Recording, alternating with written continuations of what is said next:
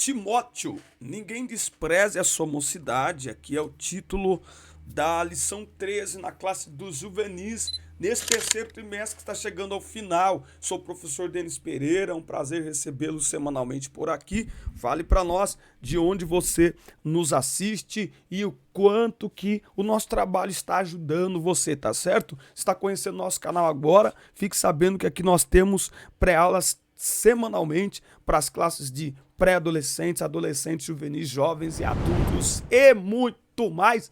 Por isso, inscreva-se, ative as notificações, dê like no vídeo e deixe seu comentário, que é muito importante para nós. Ore por nós, essa semana ainda estamos com um pouco de gripe, eu vou tentar não tossir aqui durante a aula. Também rogo orações dos irmãos pela nossa família. Recebemos um diagnóstico de câncer no estômago de um dos nossos familiares e nós estamos assim carentes das orações dos irmãos, tá certo? Pegue Bíblia, revista, papel, caneta e vamos juntos preparar mais esta aula da escola dominical. É interessante você fazer anotações, porque eu não estou aqui para ficar lendo revista, mas para te ajudar com algum comentário, algo a mais que você possa aí acrescentar na sua aula. Tá certo? Muito bem.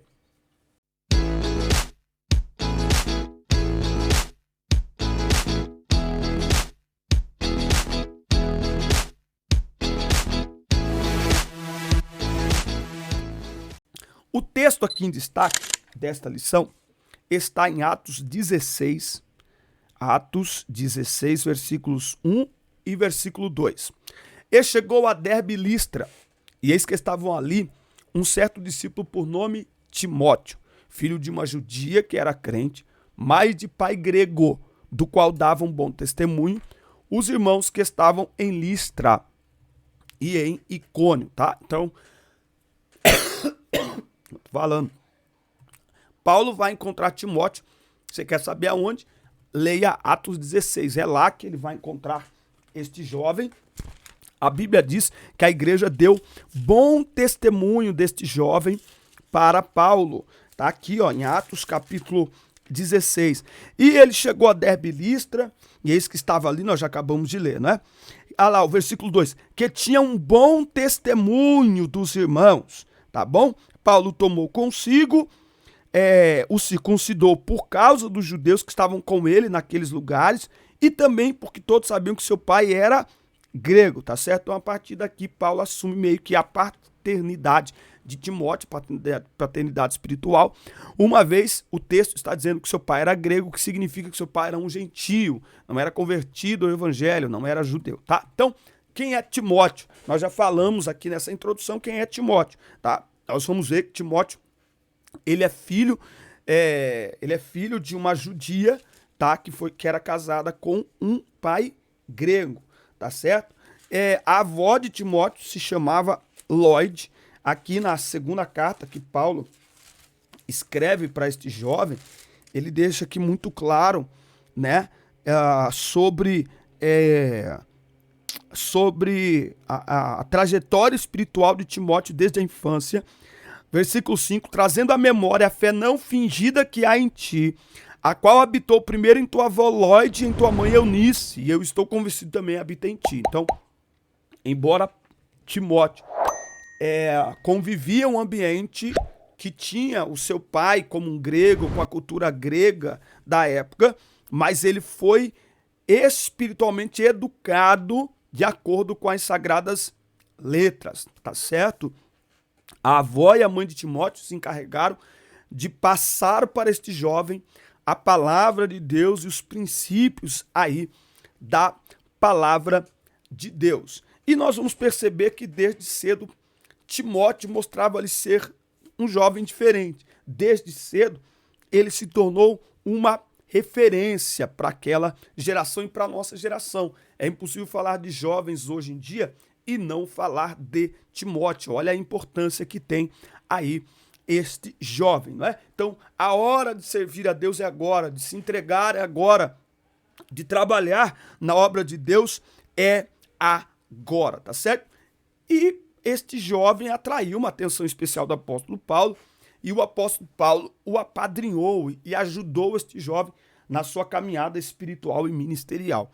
que nós possamos, como o apóstolo Paulo, olhar, porque existem muitos Timóteos nesta geração, precisando do nosso apoio, precisando da nossa orientação. Timóteo era diferente dos iguais. Estou me segurando para não tossir. Ora aí, crente, eu vou pregar hoje à noite tossindo, como é que prega?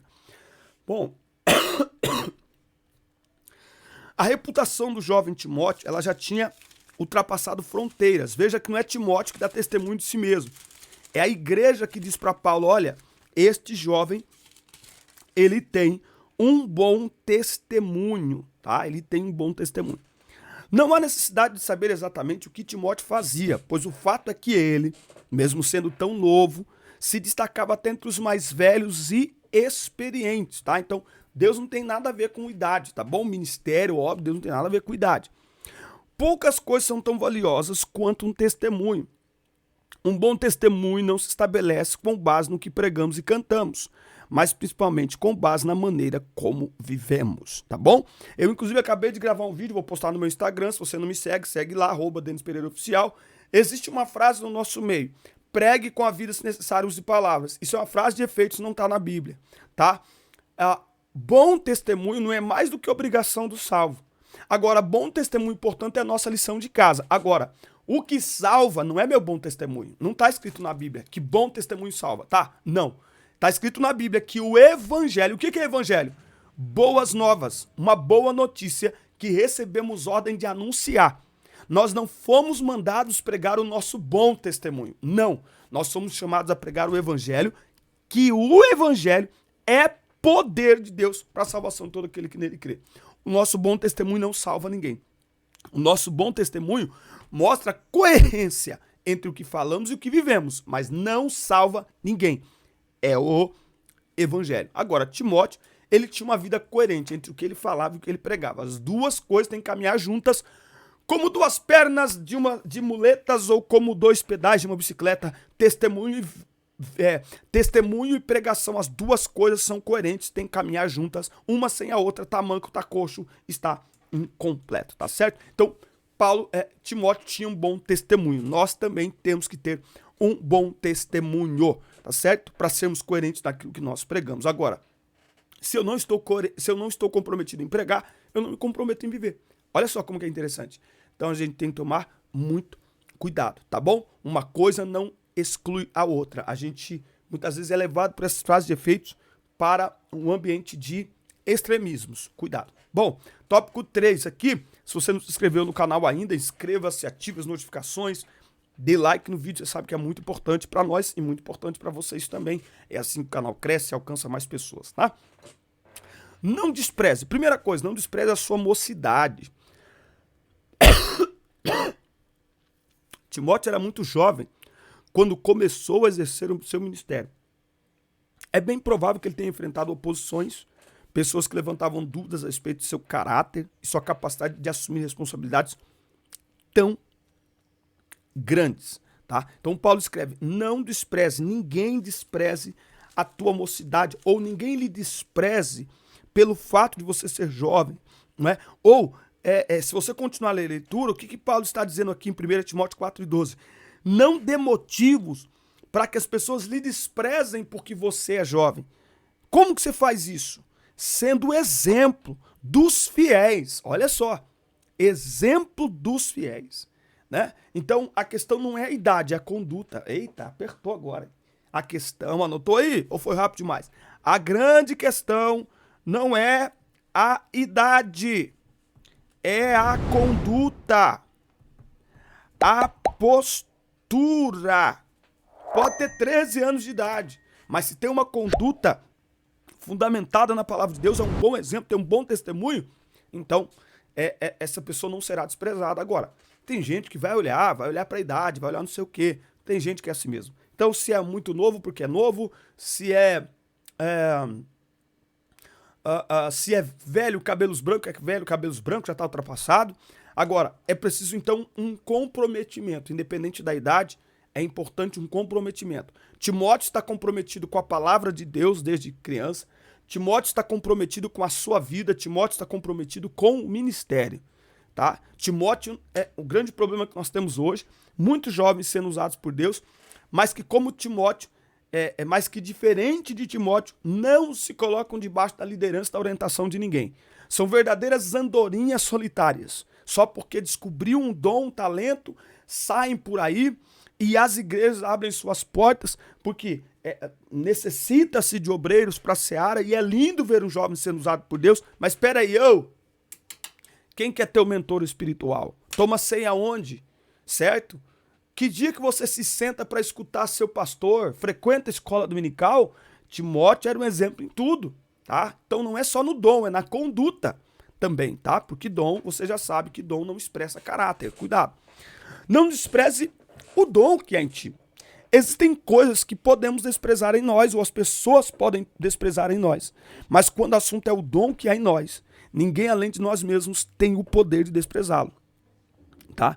Timóteo seguiu aqui os conselhos do apóstolo Paulo e não desprezou o dom que ele havia recebido, nem a sua mocidade, nem os dons que ele havia recebido. Ele se tornou um exemplo de obreiro e um grande evangelista, sendo ali um dos grandes líderes da igreja primitiva.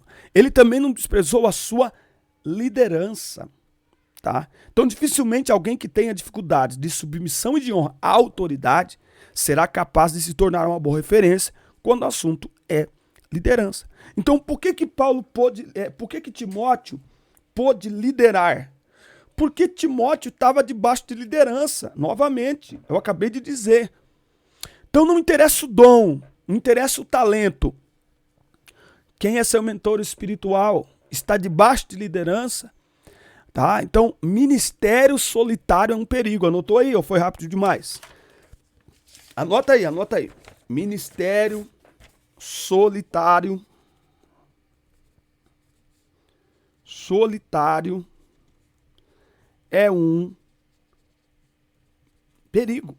É por isso que nós temos visto muitos jovens com muitos dons, talentos, sabe, coisa extraordinária, que do nada, explode, daqui a pouco some. Você fala, ué, cadê? Tava aqui. Às vezes, alguém da nossa cidade você encontra na rua. Você não encontra nenhum vestígio de fé, de espiritualidade naquela pessoa que mês passado estava pregando, profetizando para todo lado. Por quê? Não tem mentoria espiritual. Não se coloca debaixo de liderança espiritual. Isso é um perigo. Por quê? Porque os dons nos deixam expostos aos ataques do inimigo, à oposição, às críticas. Então nós precisamos de alguém para nos dar a mão, para nos orientar, para nos aconselhar, para nos corrigir. Então é extremamente importante que aqueles que têm um chamado específico de Deus para exercer uma obra de destaque na obra de Deus, independente da idade, sejam usados por Deus. Acreditem no seu chamado, acreditem nos seus talentos e dons, mas coloquem-se debaixo da autoridade de alguém. Isso é extremamente necessário. Você pode olhar aí na sua igreja, você pode usar esta aula, para, como que fala? Você pode usar esta aula para fazer uma conversa com os jovens da sua igreja, os adolescentes da sua igreja, para que eles entendam. Gente, quem quer ser usado por Deus? Primeira coisa, quem quer ser usado por Deus? Coloque-se debaixo de liderança. Respeite o seu pastor. Coloque-se debaixo da liderança dos seus pais, do seu líder. Esse é o caminho do sucesso ministerial. A explosão ministerial, ela é fantástica. Só que quem não caminha debaixo de liderança, o seu ministério é explosivo. É verdade. Mas é tão impactante quanto uma explosão, mas tão rápido quanto. Bum! Explodiu. Aquela coisa toda. Daqui a pouco, acabou. Agora, quando você se coloca debaixo de uma liderança espiritual, eu vou usar aqui dois exemplos, né? Um avião e um cometa. É um cometa que fala? Não. Tipo um ônibus espacial, né? Enfim. Né? O ônibus espacial é aquela explosão rápida, né? Aquele monte de fogo. Em segundos, ele some. Acabou. Em menos de... Eu não me lembro agora, mas eu assisti esses dias, em poucos segundos, aquele fogo todo leva ele até um lugar, aí aquela parte sai, aí é uma nova explosão, novamente, mais um impulso, aquela parte cai, mais uma explosão, mais um motor é ligado, mais um impulso, acabou. Acabou. Não tem mais impulso. Agora ele está lá em cima, acabou, certo? Sendo levado pela atmosfera, pelo ar, não sei o quê, pela velocidade, aquela coisa toda. Mas cadê o cometa? Você tá vendo? Não. E o avião? O avião pode não chegar à mesma velocidade que um cometa. Não é cometa, gente, ônibus espacial, né? Ele pode não chegar. Um ônibus espacial chegava a 28 mil quilômetros de velocidade. Um avião no máximo, sei lá, 900, enfim, quilômetros por hora. Um avião comercial, aí dos mais poderosos, potentes. Mas a vida útil do avião é muito maior. O avião leva muito mais gente, carrega muito mais história. Se você pegar o próprio programa espacial, os ônibus espaciais já saíram. E os aviões? Tem avião, tem 50 anos que está voando ainda, construindo história, carregando história. Então, sinceramente, eu prefiro ser um avião do que ser um cometa. O lançamento de um ônibus espacial é um acontecimento, o mundo inteiro para. O avião não, só quando ele é lançado, quando ele é criado, um modelo novo, aí tal, depois ninguém se preocupa mais. Mas ele continua fazendo o seu papel, cumprindo o seu propósito. E isso é o mais interessante, não é? É ter um ministério melhor do que eu ter um ministério explosivo, é ter um ministério permanente, constante, contínuo. E para isso nós precisamos nos colocar debaixo de autoridade. E aí nós chegamos aqui ao tópico 4. Se você não se inscreveu no canal ainda, inscreva-se e ative as notificações. Você sabe que é muito importante para todos nós, tá certo? Deixe o seu comentário também. Quem Deus procura? Ao longo deste trimestre, estudamos a respeito de inúmeros personagens que fizeram coisas extraordinárias. Não é? É necessário que após esse tempo você comece a dissociar o ser usado por Deus com a idade, tá? Então não tem nada a ver o ser usado por Deus com idade. Para Deus o que conta mais é disposição, é desejo de fazer aí a sua vontade. A escolha é sua, né? Nós tivemos aqui no último texto, ele vai apresentar diversas pessoas que foram chamadas por Deus. E muitos se saíram muito bem. Muitos aceitaram esta vocação, Miriam, Moisés, Davi, Josué, as filhas de Zelofeade, a própria Esther, Débora, não é? Gideão, enfim, Samuel, Daniel, José, Sadraque, Mesaque e Abednego e tantos outros. Eles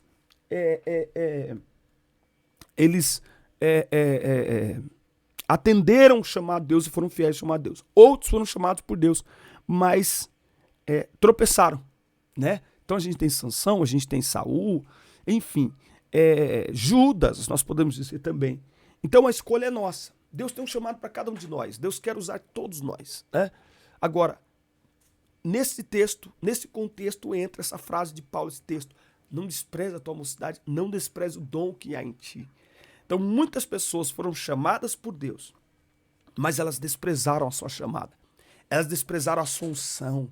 Elas desprezaram o tempo que Deus reservou para a vida delas. Não faça isso. Faça como estes exemplos de jovens que se entregaram a Deus e cumpriram o seu chamado. E foram fiéis a Deus naquilo que Ele reservou para a vida deles. Com certeza, este ainda é o melhor caminho, sermos fiéis a Deus naquilo que Ele nos chamou para fazer. Amém, queridos? Forte abraço! Forte abraço! O próximo trimestre está chegando aí, conte comigo, eu espero vocês. Que trimestre abençoado que o Senhor nos deu aqui. Muito obrigado pela sua companhia. Deus te abençoe, seus alunos, seu ministério, sua casa, seus sonhos e projetos. E até a próxima semana, o nosso próximo encontro. Deus abençoe vocês.